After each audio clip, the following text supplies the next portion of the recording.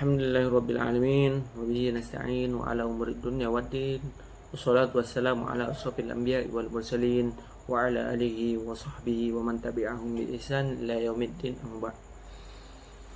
Bersyukur kita kepada Allah Subhanahu wa taala yang mana masih memberi kita begitu banyak nikmat sehingga kita dapat hidup kembali ke dunia ini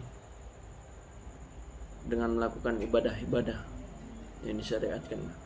Salat berikan salam atas Nabi besar kita Nabi Muhammad SAW, yang mana beliau telah membawa kita dari zaman terpuruknya akhlak hingga akhlakul karimah. Oke, pada video kali ini saya akan membahas di bab 4 dari mata kuliah filsafat ilmu, yakni pada judul memahami filsafat ilmu. Adapun sub-sub babnya yakni pengertian filsafat ilmu dan metodologi keilmuan. Sebelumnya, baik kita masuk ke materi yang pertama, yakni pengertian filsafat ilmu. Sebelumnya kita telah mengetahui bahwasanya filsafat dengan ilmu memiliki definisi yang berbeda satu dengan yang lainnya. Nah, apabila digabung menjadi filsafat ilmu, maka akan menciptakan definisi baru, yakni filsafat ilmu. Filsafat ilmu adalah cabang pemikiran filsafat yang menelaah. Cabang pemikiran filsafat yang menelaah ilmu secara kritis dan apa kaitannya dengan kehidupan manusia. Adapun karakteristik dalam filsafat ilmu yakni ada sistematis, universal, rasional, radikal, bebas, dan bertanggung jawab. Don Nigah Al-Adian mengatakan bahwasanya filsafat ilmu sebagai cabang filsafat, sebagai salah satu cabang filsafat yang mencoba mengkaji ilmu dari segi ciri-ciri dan cara pemerolehannya. Nah, oke, masuk kita ke pembahasan yang kedua, yakni metodologi keilmuan. Metodologi berasal dari kata metodos dan logos. Metodos yakni teknik, cara, atau prosedur, sedangkan logos artinya ilmu. Jadi metodologi adalah cara untuk mendapatkan sebuah ilmu, atau metode atau prosedur untuk mendapatkan sebuah ilmu. Nah, metodologi keilmuan bisa disebut dengan metode ilmiah. Adapun karakteristiknya sebagai berikut, yakni adapun kriteria metode ilmiah sebagai berikut. Yang pertama, berdasarkan fakta.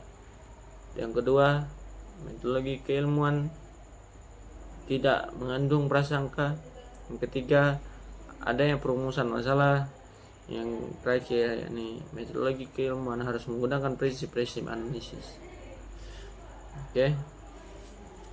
Ismail Fahri mengatakan bahwasannya ilmu pengetahuan yang sekarang ini tidak terjadi secara mendadak, melainkan terjadi secara revolutif atau adanya tahapan-tahapan.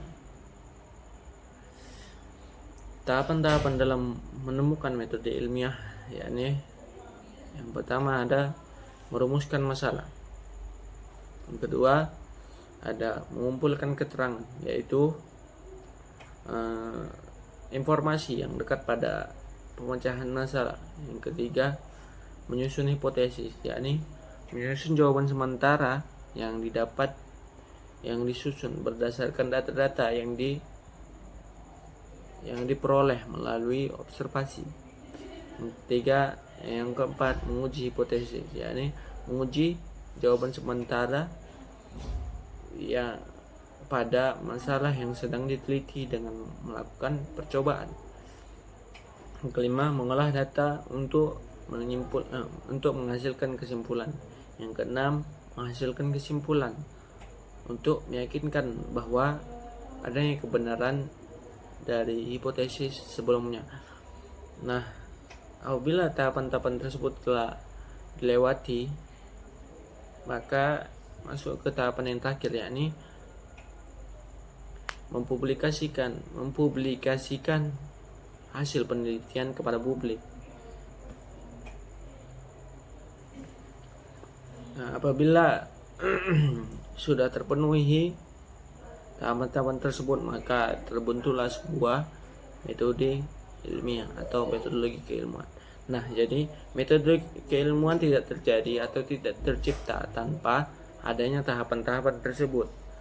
Kalau ingin disebut sebagai sebuah keilmuan, maka harusnya ia mengikuti tahapan-tahapan yang telah disebutkan. Mungkin hanya ini yang dapat saya sampaikan. Lebih kurangnya saya mohon maaf. Apabila ada salah, itu datangnya dari saya sendiri.